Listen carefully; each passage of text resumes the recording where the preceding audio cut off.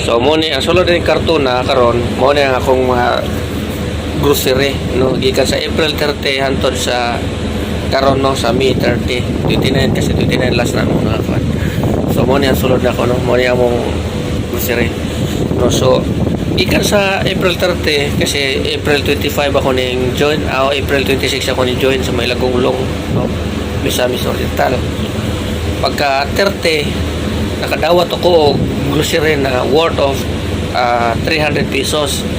Fresh milk ang napalit is fresh milk, Bear Brand, yung yogurt, tapos yung mga Bear Brand, Nescafe Original no, ito Hansel, Skyflix.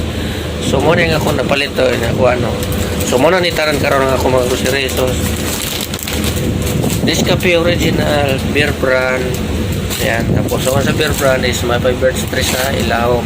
So ito is Skyflix. So doa ka pakita na doa ka sa Nescafe Original. Tapos 6 pieces na noodles, then 6 pieces na pancit canton pero bawas na ni, nabawas ang isa, nabawas ang tulo. So 9 cup noodles, 2 cup noodles. Yan, cup noodles. Tapos kini Hansel no biscuit. Tapos Nescafe Original stick. Ito Milo, Bear Brand. So doon ako Bear Brand ako sa ilawang bird spray. So ito Energy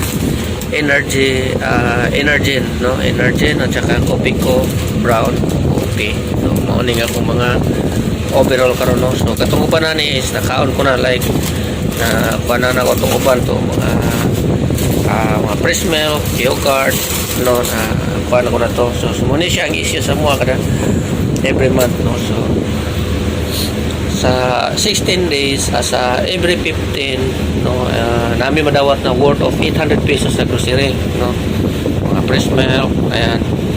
Pero sa pagkatapusan worth of 300 pesos tapos litson manok o soft drinks na 1.5 ml no. So muna nga mong madawat no sa kwan. Unang join ko pa lang tayo, nasampa ko pa lang April 26. Pag April 30 may nadawat ako diri ang worth of 300 pesos na groceries tapos litson manok o soft drinks 1.5 ml no. So muna na kanindot ni kumpanya kasi na siya ay mga ingani no na mga groceries every month para sa mga crew. So ito dili na ni siya ni humawrot. So ang plano na ko ni gibutang ko ni karton kay ako ning ipadala dito sa amua kasi kani kung buto na naon dili ko mo inom og kape, wala siya kumainom og kape. Gatas wala po kay ko nagainom og gatas. Energy nagainom ako pero kani siyang tanan dili gina ko ni mato og konsumo tanan og kaon or sa pagkainom kasi ito kaonon man ni kini.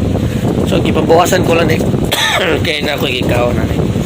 So mo ni siya tanan no ang issue sa company. So maliban na ni pag December pa daw ko no na atong 2 ka box nga mga pangkuan puno kuno kayo ng mga pangnoche buena. So nindot na siya kumpanya diri.